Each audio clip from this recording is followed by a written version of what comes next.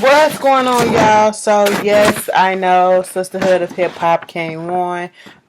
Depending on what time, if y'all get this early, it's because it was the first episode. They had already put it on oxygen.com. So somebody let me know that it was up already, but it regularly comes on Tuesdays at I think 8 o'clock on Oxygen. So it's back. This is season 2. This is episode 1, and it was a cute little episode. We getting it's called California Love. We getting reintroduced to all the girls, and basically catching up on what they've been up to since the last filming of the show. Y'all know Diamond, I couldn't stand that bitch. I still can't stand that bitch.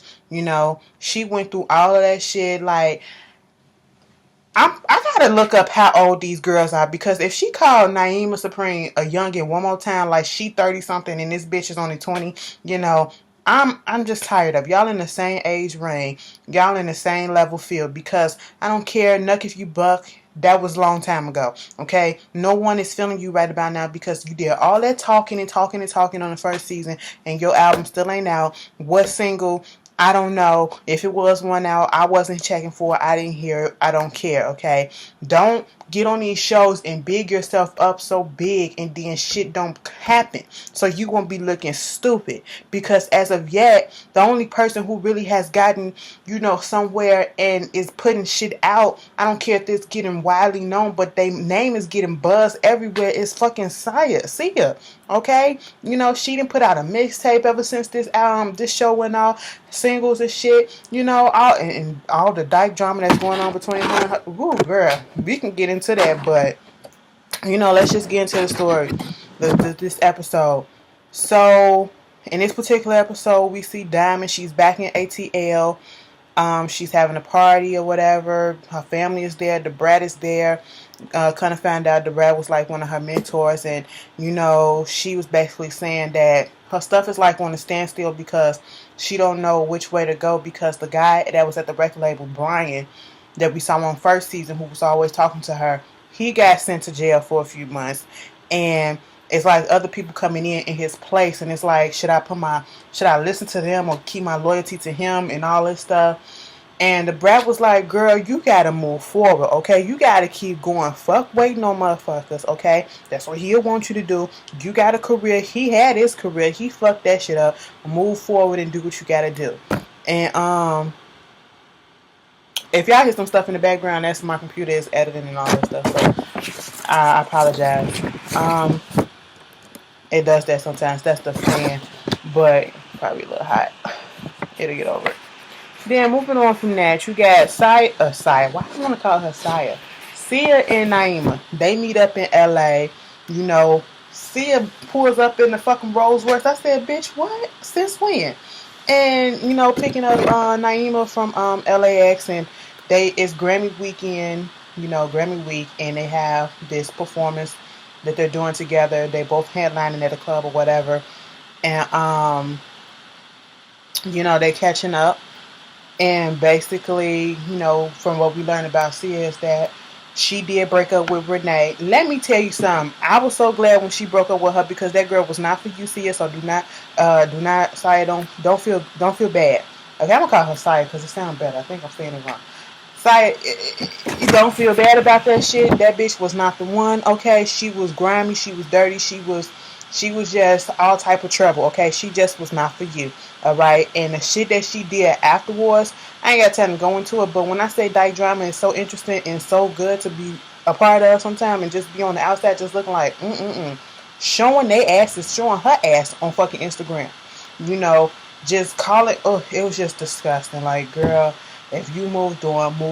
I hate when people, if you're moved on from the ex or whatever, y'all break up, why you keep trying to bring your ex down? Okay, the relationship is no more. Move the fuck on. But it is what it is. And then we find out also that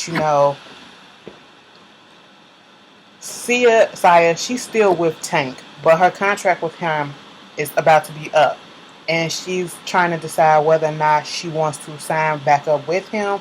And I guess he wants her to sign back up with him, so she like, let me let her loan her the whip, for a minute, give her a little perk and all this stuff. Girl, please don't sign back with him. She got a new manager too named Lulu, I don't know what happened to the black dude that was supposed to be her manager. That was her friend, but hey, it is what it is. So Bia and Brianna, they out in LA too. Um, Brianna is actually out there because she's having trouble at her label, at Atlantic. It's like every time she get ready to start doing something, her whole team just got fired. And they're out there, her and her mother, who is her manager, they're out there trying to see what exactly is going on. So they're gonna talk to Sean, who is the VP of Urban Records or whatever the fuck it is, and urban music to get some answers and shit like that. Bia was talking about how she did this show out there in Hong Kong, and it irked me the way that Brianna's mama was coming at her talking about stuff. Because Bia was like, I did that off my name. They was singing my songs. It wasn't Pharrell. Ain't had nothing to do with it. And Brianna's mama was just like, nah, bitch. They know who Pharrell is, and they know that you're associated with Pharrell, so that's why you got out there. I'm like, way to cut a bitch down. Just give her props. Your daughter ain't out there doing that shit. Let her live. Girl, she just cut her at the motherfucking knees and shit. But anyway, moving on from that, Naima, she's rehearsing with Saya. They rehearsing and stuff like that, and they trying to get all their stuff together because especially Naima, she's like, this is Grammy week. We doing this rehearsal and we doing this show, and it's gonna be a whole bunch of people out there, maybe some big names, and who knows, somebody may show some interest and get signed and all that stuff. And I said, yeah, that's a good look and all that. And Lulu, like I said, is Saya's new what is it called, manager. And while she was in the rehearsal, she gets a call from Tank. Tank talking about something he couldn't come out there to watch her rehearse, and he's gonna be late to her performance because he got booked to do another performance, and it is Grammy week, so he has to do that. She was like, she understood it, but she's still a little hurt because you want your mentor and all this stuff, to be out there and to see if you're doing good, give you pointers and all that stuff. But in the midst of her doing her little rehearsal, T-Pain comes up in there, and she's friends with Travis McCoy, and she said Travis McCoy gave him T-Pain her mixtape, and he was vibing to her music, and he's trying to revamp Nappy Boy Records, and what he got this label Illuminati or something like that, and he's looking for her to be on there. So basically, she's keeping her options open, and she's gonna look into it. I would too. You're not getting results one way, and someone is actually showing clear interest into you. You gotta weigh your options, and that's what she's doing. Um,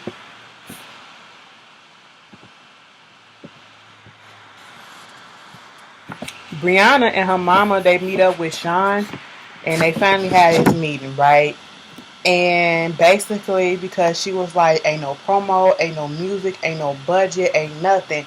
And he was like, I don't know what's going on because he hasn't heard anything. And he said, if no music's coming out, it's something going on with the music. Like the music ain't connecting or whatever.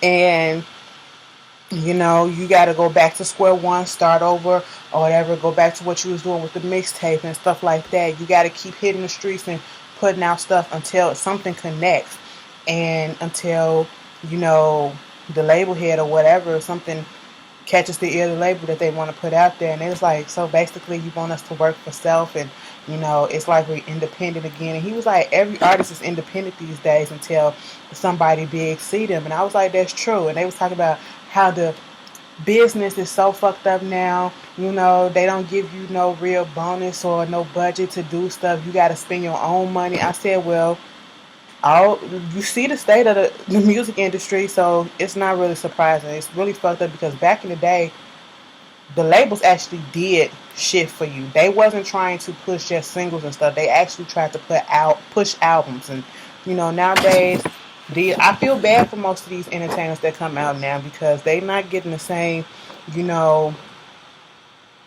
respect. They're not getting the same time and effort put into them like older, like entertainers that probably came out in the early 2000s, 90s, 80s and stuff like that, because shit changed, alright? But moving on from that, Diamond, she's back in Atlanta. She with her man Payroll. Anyway, she basically said, yeah, she with him. She saw him at the gas station. She had her bonnet on, no eyelashes, no makeup and nothing, all natural. And he was trying to holler, and he was like, if you trying to holler at me looking like this, I guess, you might be the one. You may be a keeper. Let me talk to you. But basically, they talking about the fact that Sia, um, invited her to her showcase out there in LA. And her thing is she don't know if she want to come and show support because Naima is also performing. And y'all know they had their little difficult time in the first season. And it seemed as if between, by the end of the last season that they was going to be on good terms, like somewhat on good terms, or they was going to work on their relationship. And then this Instagram video came out with Naima. I don't know if she was really throwing shade. I seen it, but from what I got from it, I thought they weren't cool. So hey, you can't expect, maybe some shit went down, and then of course the only way that she found it is because her fans, that she said, she was like, my fans showed me this video and all this stuff, and she was throwing shade, and I don't know if I really want to see her. And then he was like, you got to come out there and you got to show support to your homegirl or whatever. And this shit with Naima, you just block it out, because if you're not going to be there for her, be there for your homegirl Sia, okay? She was just basically like, well, when I see her, I'm not going to say nothing, but, we going to see if she going to say or be the way that she was and act bad like she was up in that Instagram video. And I was like, y'all really getting into this shit over Instagram. over Instagram. But I can understand why shots was fired, because look how y'all both was acting shady towards each other, okay? Keep it cute. But don't act like you really want to be friends with her, because you really did. You had no intention of being friends with that girl in the first place. Like, come on, let's be honest. Bia, she also, while the girls was in LA, minus Diamond, introduces all the other girls to her new boyfriend, Magic, who's been around for a minute. They giving him the third degree and all that shit. And, Sia talking about some she wants to, I'm going to get her name right. I don't know why it's interchangeable, so y'all get who I'm talking about. She want to throw this party, pre-Grammy party, and she want everybody to come out. And while they out there, they having fun. Let me tell you something. Naima Supreme, though, I like the little mushroom haircut. It's better than the weave that you had last season, because last season that weave was jacked. This fits your face, okay? Even though it gives me a little dykish feel, but it's cute. Like, it's very tomboyish cute, and I like it. Keep it like that. Sia was out there doing her thing, and then it's time for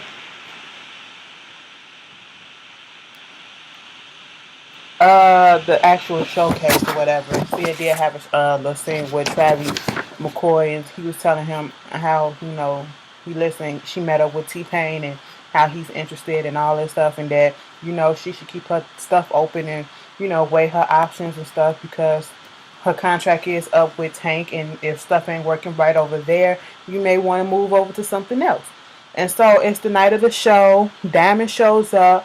She goes and say hi to everybody and, all this stuff. Naima sitting there like, girl, I noticed that Diamond come in and she ain't say shit to me. And I'm like, what is all that about? And I'm sitting here like, girl, even I know. Did you really expect that girl? Come on now. Are you deaf, dumb, blind, or did your memory just escape you? Did you really expect her to say hello to you or whatever? Because Naima was like, hey, Diamond. Diamond was like, I said, well, damn. Diamond stayed true to her word. So she was like, fuck that shit or whatever. So Sia is out there. She performs and, do her thing. She sees that T-Pain was in the audience. He was vibing to her. The audience knew her words. They was getting it in.